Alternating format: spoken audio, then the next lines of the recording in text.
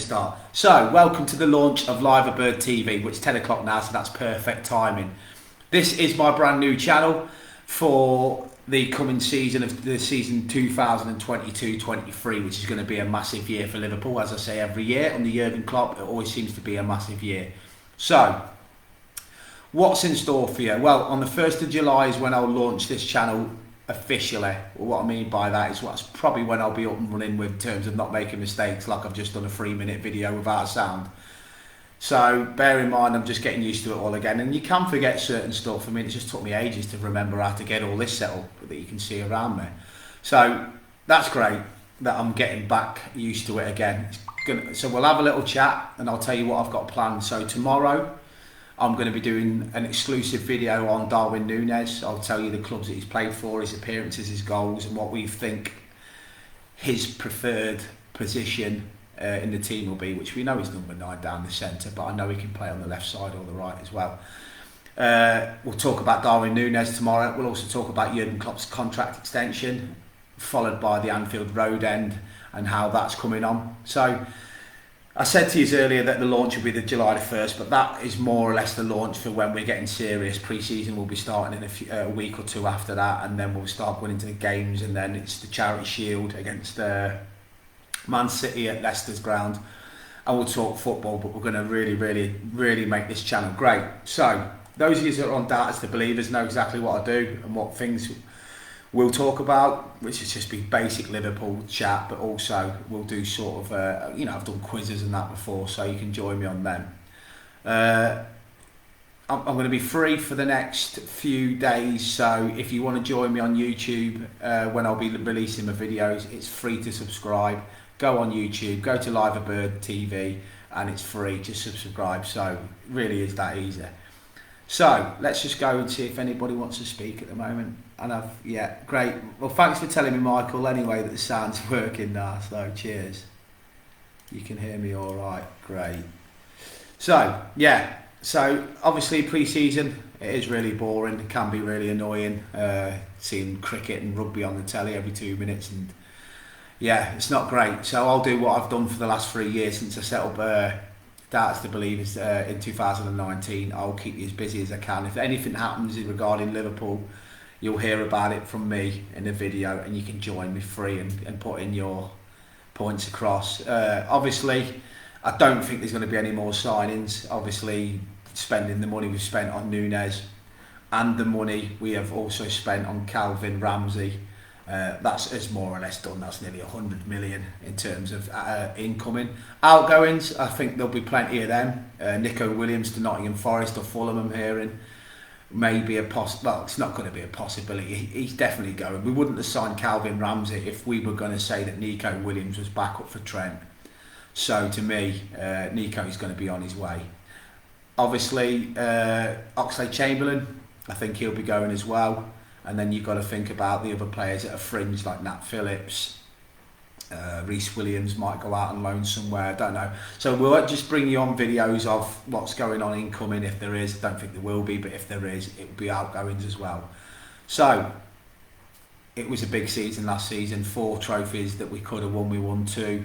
It's all right saying, oh well, we could have got the treble, we could have got the quadruple, but we were in the hat, we were there in it right into the last kick of the game, so that was brilliant. So I'm sure you're going to be going into this season confident, and I think the business that Liverpool have done, especially FSG this summer, have been absolutely unbelievable. And not just this summer, the last 2 summers. If you think that they brought in Ibrahima Konate rapidly last summer, £13 million for, in my opinion, the best centre-back in the world for his age. There is nobody better than him for his age bracket in the world, I don't think. He's that good. He's an absolute unit of a man. And playing alongside Virgil van Dijk, it's just going to be absolutely unbelievable. I think he's just going to learn. I think he'll go on to be one of the best centre-backs on the planet. If you think about, he's 22 years old. When he's 27, he's going to have 5 years alongside Virgil. So, wow. Doesn't bear thinking how good he's going to be in a few years. And then Thiago, obviously Thiago was before, but Thiago, what a footballer that is. I mean, it goes back to when we had fans saying that he slows Liverpool's play down, and honestly, I mean, some of that If you can't appreciate him, then you can't appreciate football, because Xabi Alonso was exactly the same. Xabi Alonso never had any pace, but he never slowed Liverpool down. In fact, he started us going. I mean, this man can hit, Thiago can hit passes when he's looking that way. So that's ball. He was absolutely outstanding towards the end of last season, Thiago.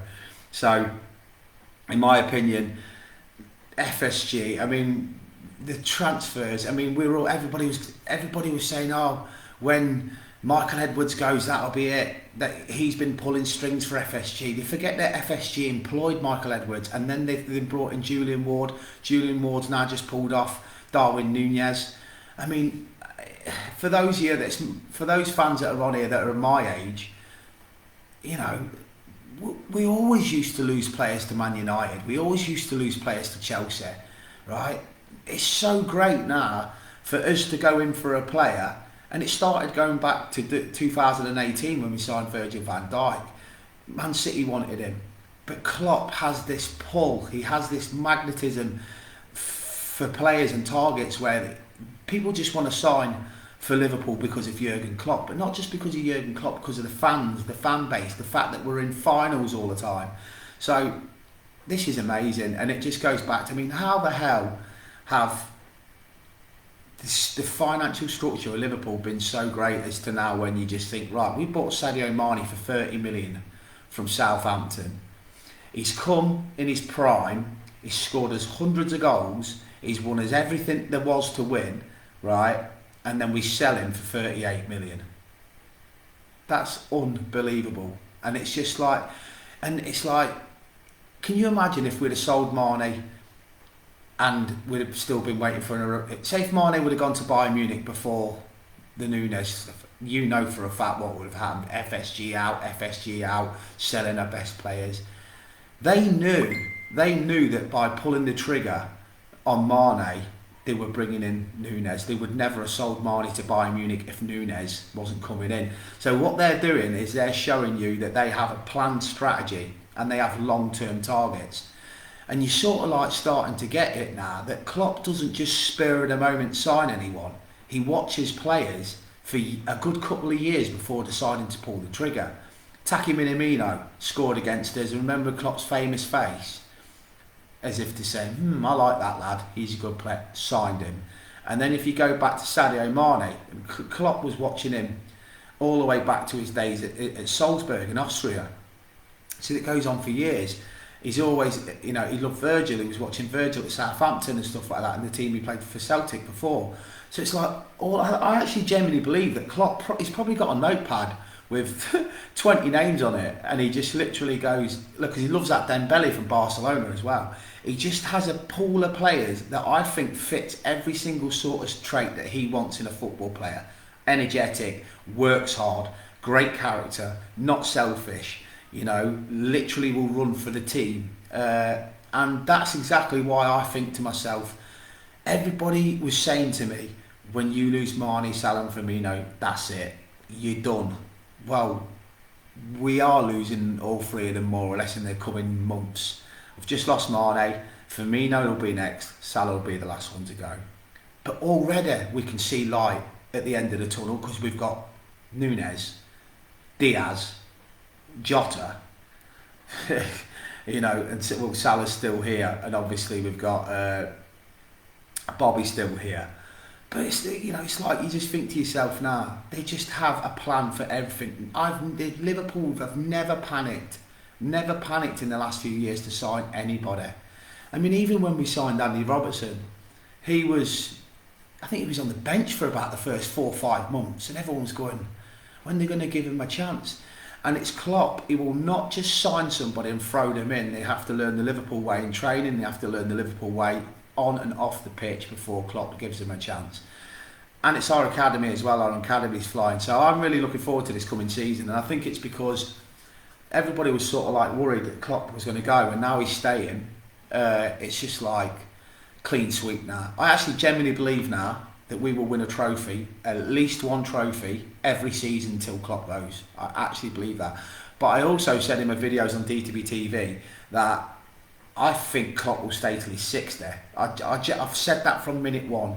60, he's 54. I think he'll give us 6 more years, because when he gets to 60, he's at the age where he'll mellow down into like international football, and he'll probably take the Germany job, have a crack at a World Cup.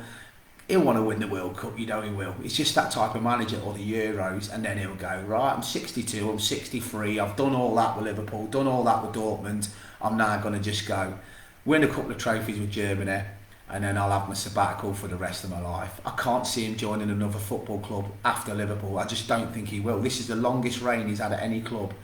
And he always stays for a long amount of time at every club he's been at. I think it was 7 years at both Mainz and Dortmund, and this will be the longest that he's been here in his career. So yeah, so really looking forward to the videos that I'll be throwing at you over the next few days, just to get myself back in the swing of things before the 1st of July, when I'll launch this channel. And it's a channel that I just do. It's free, you can subscribe for free. I just love talking about football and engaging with the fans, and that's something that I've always done, so it is what it is. So let me just check if anybody's commented quickly. What do you think we will win next season, and what about City with Haaland? I'm not bothered about City with Haaland, I really am not. He's played in Germany, right? Alright, Germany's not the worst league in the world, but it's not that great. So I don't know. I've seen people struggle before. Shevchenko struggled when he came over. Falcao struggled when he came over. You know, there's been a lot of strikers that just can't cope with the physical demands. I know he's a big lad, but mind you, having said that, a Sunday League player would get 20 a season for Man City with the amount of chances and the ball they have. So he'll score goals, he'll score tons of goals. But having said that, they had Aguero for years. Is he going to be better than Aguero? Probably about the same. So we coped with City when they had Aguero. All we've got to do is beat Man City in the head-to-heads and win our games against everybody else. But this is going to be the strongest Premier League I have ever seen. I mean, you've got Antonio Conte pulling rabbits out of hats now at Tottenham. You've got Newcastle, owned by the richest people on the planet. You've obviously got Man United with Eric Ten Hag. They've got to do something, even though they're not doing anything at the moment. But they're going to go again. You've got Aston Villa spending a fortune under Steven Gerrard, and they're not finished yet. They're going to be a good side this season. Chelsea are now going to be, well, they've been taken over, so they're going to end up spending some money. So they're going to be, I mean, I reckon there's 6 or 7 teams next season that if they invested right, couldn't rule out the title race. So it's going to be amazing. And then if you throw into the fact that Nottingham Forest have been promoted, that's going to be like the old days, of the great days when we were fighting for titles and Forest were up there and all that. So it's going to be great. Leeds United stayed up, pleased about that. Nottingham Forest joining that as well. Newcastle having that, bounce of being, we're the biggest and richest club in the world now. But it's been surprising that they haven't really done any business yet. But yeah, all that's coming anyway. I'm not going to stay on too long, but get joining and get subscribing free, and we'll kick off this channel and get sharing as well. You'll never walk alone.